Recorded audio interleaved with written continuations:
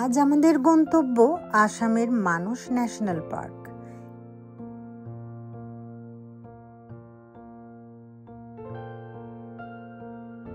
এটি আসামের এক অন্যতম রাষ্ট্রীয় উদ্যান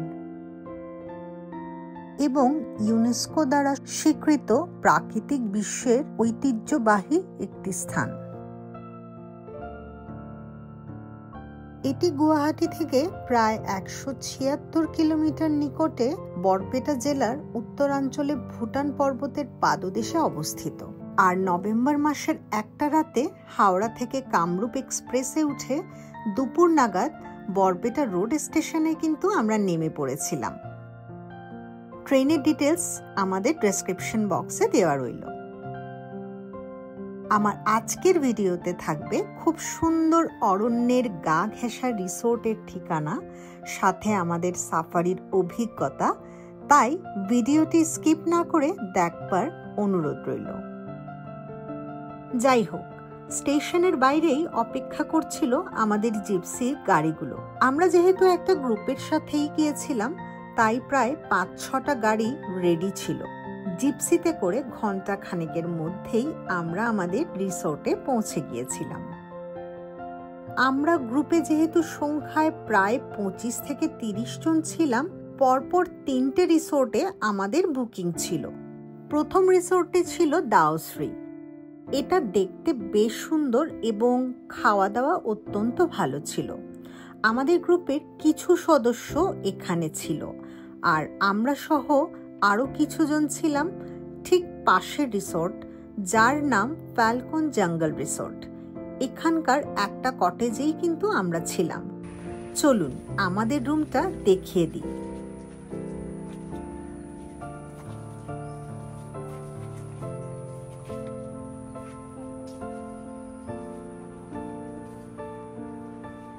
রুমটা অনেক বড়।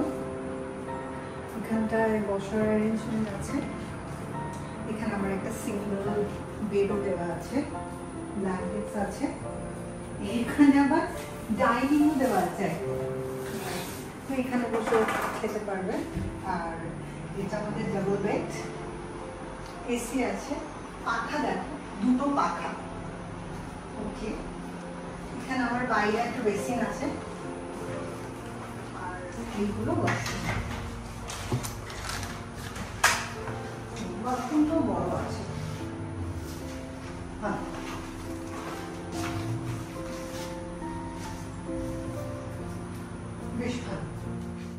আসলে আমরা যখনই কোথাও যাই না কেন, একটা ভালো পরিষ্কার পরিচ্ছন্ন থাকার জায়গা সবার আগে খুবই ইম্পর্টেন্ট। আর আমাদের থাকার এই জায়গাটা আমার খুব পছন্দ হয়েছিল। দুটো রিসোর্টের বুকিং ডিটেলস কিন্তু আপনারা ভিডিও ডেসক্রিপশন বক্সেই পেয়ে যাবেন। আজ আমাদের অবশ্য সাফারি নেই, তবে লাঞ্চ শেষে আমরা ঠিক করেছিলাম বেকি নদীর তীরে যাব সূর্যাস্ত দেখতে। তাই লাঞ্চ সেরেই দেরি না করে বিকেল ৩:৩০টার মধ্যেই একটা জিপসি ভাড়া করে বেরিয়ে পড়েছিলাম বেকি নদীর উদ্দেশ্যে। ১০-১৫ মিনিটেরই পথ, তবে সেখানে গিয়ে জীবনের একটা সেরা সূর্যাস্ত দেখতে পেরেছিলাম।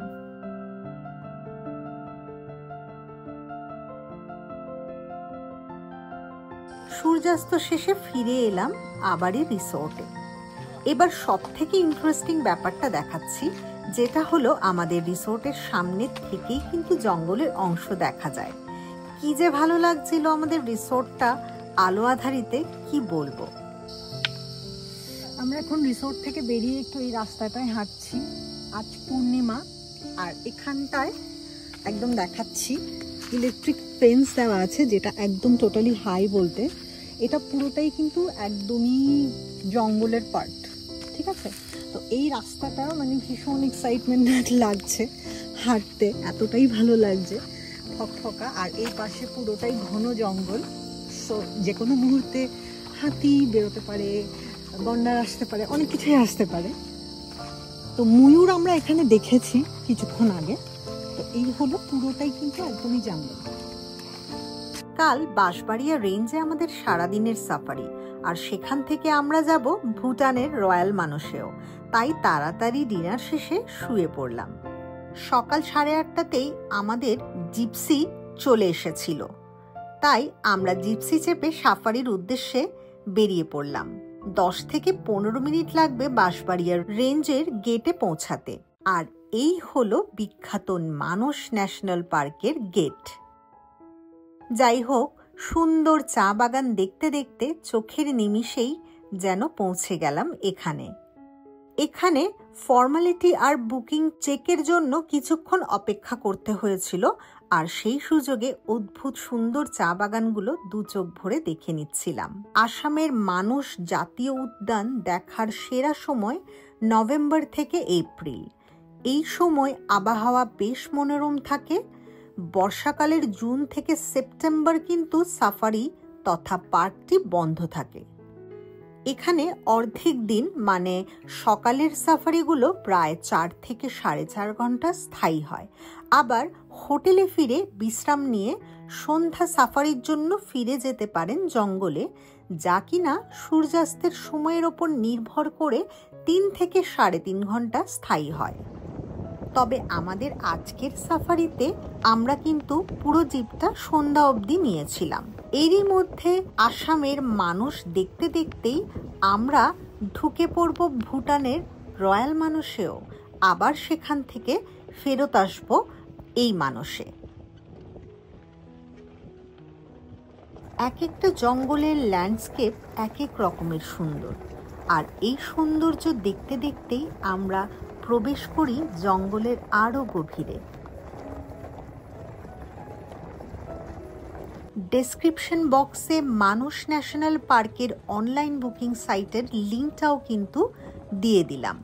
এখানে জিপ গাড়ির ভাড়া এবং বুকিং সংক্রান্ত সকল রকম আপডেট তথ্য পেয়ে যাবেন।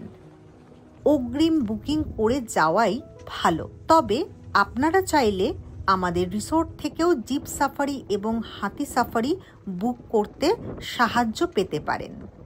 এর মধ্যে আপনারাও জঙ্গলের সৌন্দর্য কিছুটা হলেও দেখতে পাচ্ছেন, যদিও প্রকৃতির যে সৌন্দর্য আমরা স্বচক্ষে দেখি তা কখনোই ক্যামেরাবন্দি করা যায় না। মানসে রয়্যাল বেঙ্গল টাইগার, এশিয়ান হাতি, বড় এক শিংওয়ালা গন্ডার, লেপার্ড এবং লাঙ্গুর সহ আরও অনেক আকর্ষণীয় এবং বিরল প্রাণী দেখতে পাওয়া যায়। যেতে যেতে একটু খোলামেলা প্রান্তরে গাড়ি চললেই দূরে দেখা যাবে ভুটানের উঁচু উঁচু পাহাড়গুলো। এভাবে চলতে চলতেই গাছপালার মাঝখান থেকে দেখা গেল ইয়া বড় দুটি শিং। মাত্র ঘণ্টাখানেক হলো আমরা জঙ্গলে প্রবেশ করেছি। দেখা মিলল ওয়াইল্ড বাফেলোর।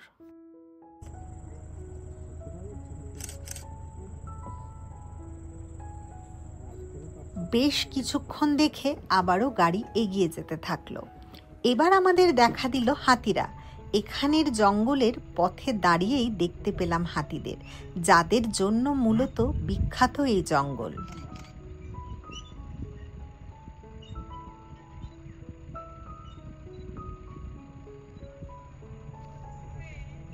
জঙ্গল আমাকে বারবারই মুগ্ধ করে। কোনো বন্যপ্রাণী দেখার সৌভাগ্য হোক বা না হোক, এই জঙ্গলের যে সৌন্দর্য তা সত্যি ভীষণভাবে উপভোগ্য।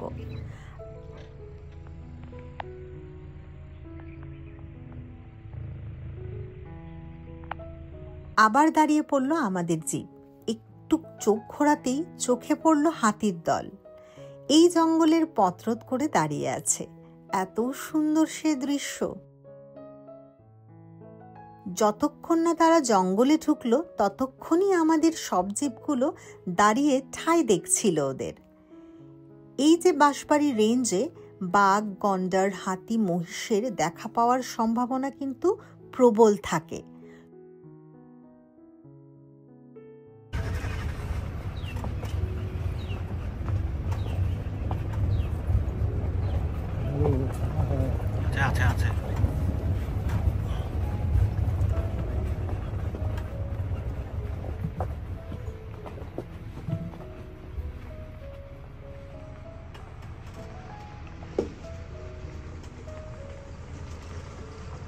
শুধু পশু নয়, এখানে দেখা মিলবে অনেক রকম পাখিরও। যেতে যেতেই গাছে অনেক অনেক লাঙ্গুরও দেখতে পেয়ে গেলাম। এবার সব থেকে মজার প্রাণীটিকে চোখে পড়ল যেতে যেতে। এই প্রথম এমন কাণ্ড সচক্ষে দেখলাম। জায়ান্ট কাঠবিড়ালি গাছের ছাল বাকল তুলে দু হাতে নিয়ে ঝুলে ঝুলে খাচ্ছে। এনার কাণ্ড দেখে আমরা সবাই খুবই আনন্দ পাচ্ছিলাম। বেশ সুন্দর নাদুস নুদুস দেখতে। এই প্রাণীটি গাছের ছাল তুলে হঠাৎ ঝুলে ঝুলে দোল খাচ্ছে নিচের দিকে মাথা দিয়ে। আমি হাতি দেখে যত না মজা পেয়েছি, এই কাঠবিড়ালির কাণ্ড দেখে তার থেকেও যেন বেশি মজা পাচ্ছিলাম। বেলা 11টা প্রায় বাজে, তবুও বেশ অনেকক্ষণই জিপটা সেখানে দাঁড়িয়েছিল।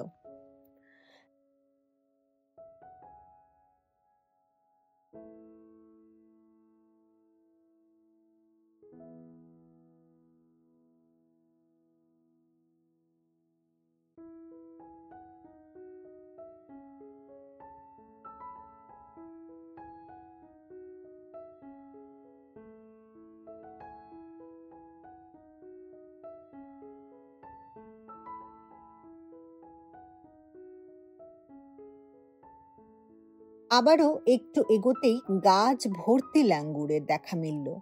সব কি যেন ছিঁড়ে ছিঁড়ে খাচ্ছে, সবকটাই একদম পাতার আড়ালে।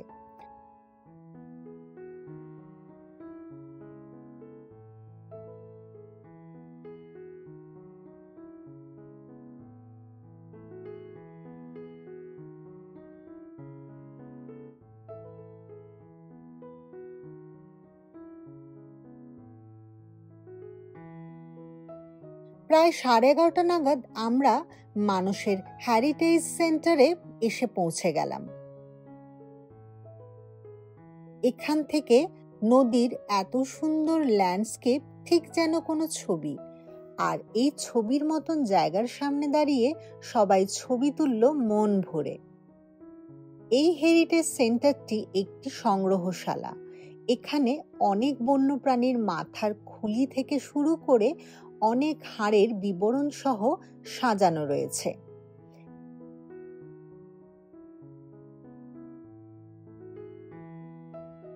এমনকি আছে প্রিজার্ভ করা টাইগারও। আরো খুব সুন্দর করে লেখা রয়েছে তার বিবরণী। আরো আছে নানা রকমের পাখিরও পরিচিতি। এসব ঘুরে দেখতে দেখতে প্রায় 1:30 বেজে গেল।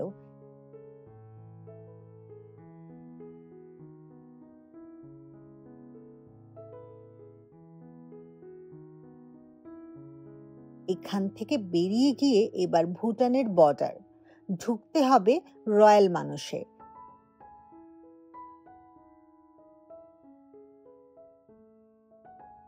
তাই এখানে বেশ কিছু ফর্মালিটিও কমপ্লিট করতে হলো।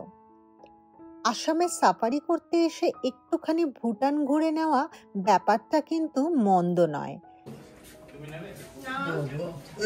ও জোরে কামড়াবি তাই বলে তুই? এটা খাদ্য নাকি? আর লাঞ্চটাও কিন্তু আমরা ভুটানেই করব। তাই পরের পর্বে আসছি রয়্যাল মানুষ ভুটান নিয়ে। সেখানে গিয়ে কি দেখলাম সবকিছু থাকছে নেক্সট ব্লগে। তাই আমাদের চ্যানেলটি সাবস্ক্রাইব করে পাশে থাকার অনুরোধ রইল পরবর্তী ভিডিওর জন্য। সবাইকে অনেক অনেক ধন্যবাদ।